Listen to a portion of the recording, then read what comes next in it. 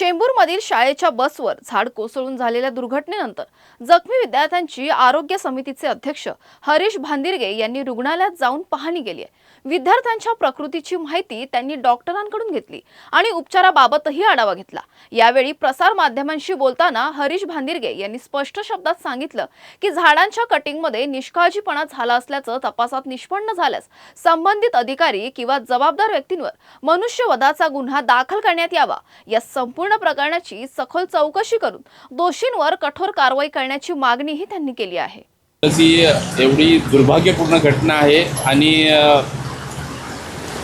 एवढी दुर्भाग्यपूर्ण आहे की मी आता इथे आलेलो आहे स्वतः आणि बघितलंही आणि त्यामध्ये 3 जे इथे टोटल 5 जणांना आणले होते विद्यार्थ्यांना आणि त्यातले एक जण आहे त्याला डिस्चार्ज दिलेला आहे आणि 3 जण आता इथे ॲडमिट आहेत। एक ICU मध्ये आहे विद्यार्थी आणि 2 जनरलमध्ये आहेत।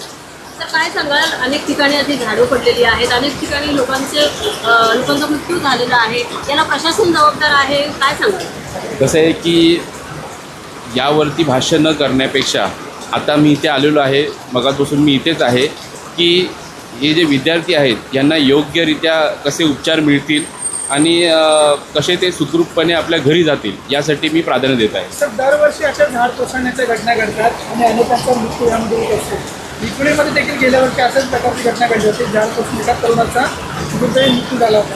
अशाच प्रकारच्या अनेक घटना घडतात आणि आता देखील विद्यार्थ्यांसोबत असं झालं कसं पाहतो?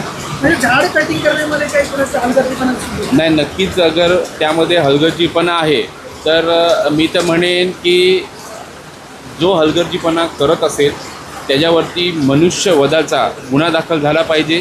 कारण एवढे चिमुकली, मला खरंच ते सांगायला खूप वाईट वाटेल, चिमुकली मुलं आहेत, ती लहान मुलं आहेत, ती सगळी 8 ते 11 वर्षाची आणि त्यांच्यावरती अशी दुर्दैवी घटना होणं हे खरंच खूप मोठी शोकांतिका आहे आणि यावरती मनुष्यवधाचा जर होत असेल तर नक्की त्याचा गुन्हा दाखल झाला पाहिजे।